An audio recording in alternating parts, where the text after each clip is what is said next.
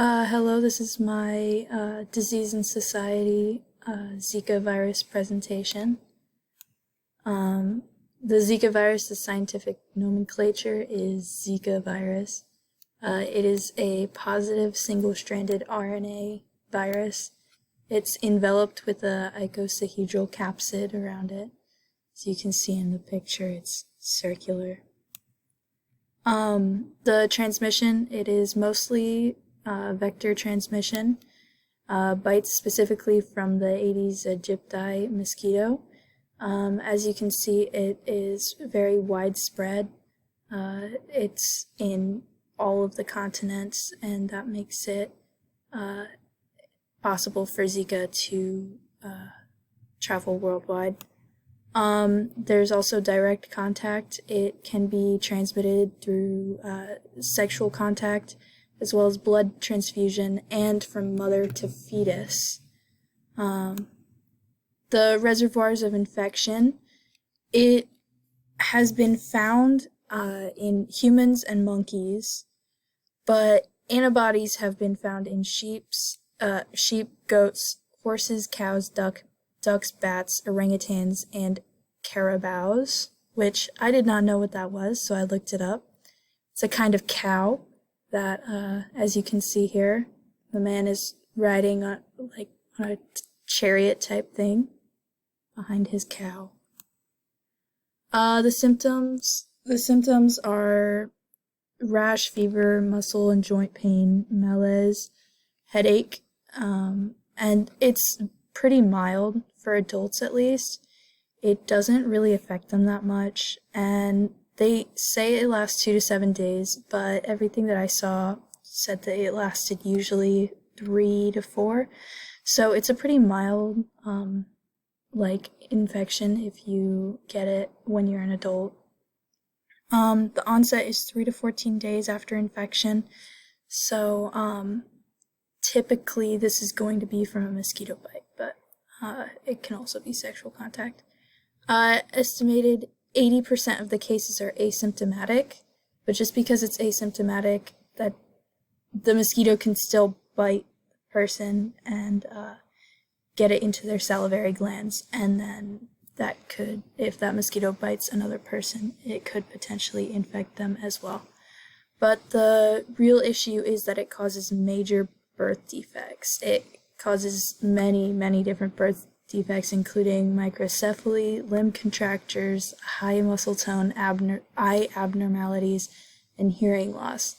All these are possible, but the most common is microcephaly, and it now collectively, if a child is born with birth defects due to the mother having contracted Zika virus, it's known as Zika syndrome. This is mostly an issue in the Americas, but anywhere that there's a Zika outbreak, you will see spikes in Zika syndrome and lots of children with microcephaly and other related birth defects. Prevention and treatment, there actually is no treatment because it's not a very serious illness to get when you're an adult. The treatment, it's not really needed.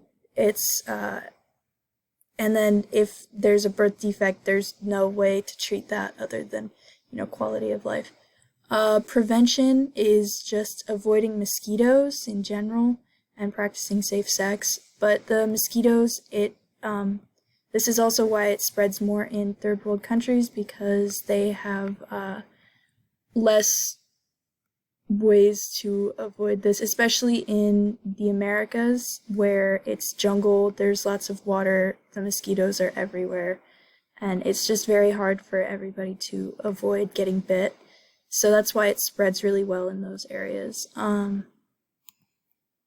Microcephaly, it is a condition where the head of the child is much smaller than it should be.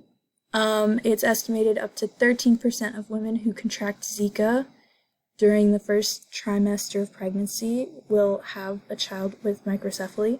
So it's not everybody that is pregnant with Zika that has a misformed or a disabled child, but there is a significant chance of that happening. So that's why they eventually linked Zika with microcephaly, is because there was just so many instances of it during an outbreak that they realized that this was what was causing it.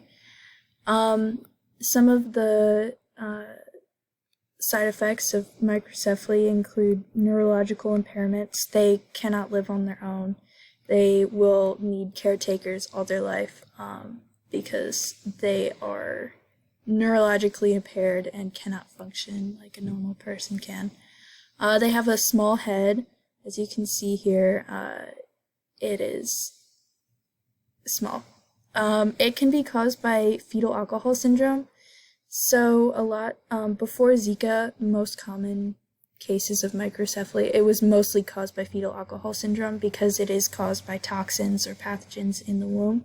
So alcohol obviously can be toxic, and so it would cause deformities, and so yeah, it, as you can see here, it also causes seizures, coordination difficulties, dwarfism, and then you can see some of the ways that you can tell if a baby has it. It's got a pretty characteristic facial shape, like with the sloping forehead, and their head is kind of triangle looking in the back, and the mouth and nose have a pretty distinctive shape to them.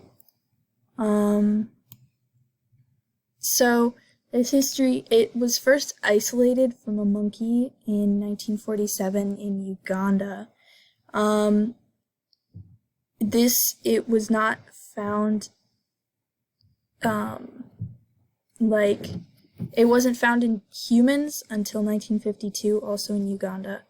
But there wasn't really much studies, there weren't many studies done on it because they didn't think it would be too, it was a pretty mild illness, so there wasn't really much tracking of it or anything. So there's not too much information from the 1960s-ish until 2007, when there was an outbreak in Micronesia, and that was the first time that they started tracking the spread of it, because there were instances in this gap in between the 1952 and 2007, but they just weren't considered like important enough to be really tracked very well. So there's nothing of importance that really happened there. And then in 2013 there was an outbreak in Oceania that managed to spread pretty quickly, which is why it is like a notable event, but it spread all the way from Easter Island to New Guinea to New Zealand. It was pretty much everywhere in all those islands. And the thing is, because it was spread through mosquitoes, it was travel of sick people that were infected, and then they would get bit by mosquitoes, and then it could be in the area. Like, if that mosquito bit however many people, that could be that many people infected. And then the biggest instance was the epidemic in the Americas in 2015. It was the Brazilian outbreak. That one is definitely the most well known because of lots and lots of travel warnings, and it happened during the 2016 Olympics.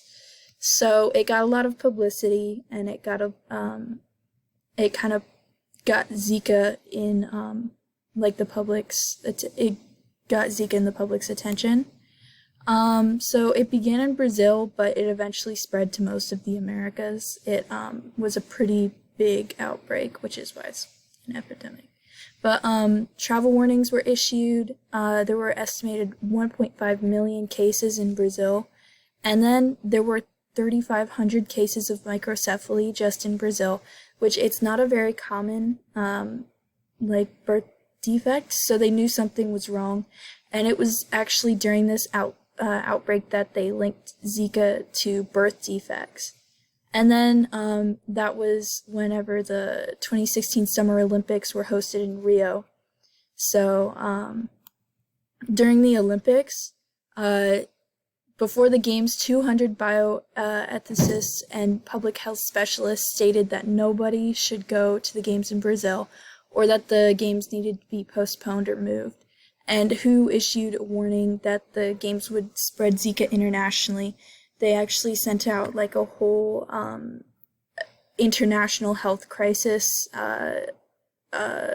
warning, but that was all ignored, and the games were not canceled, delayed, or moved.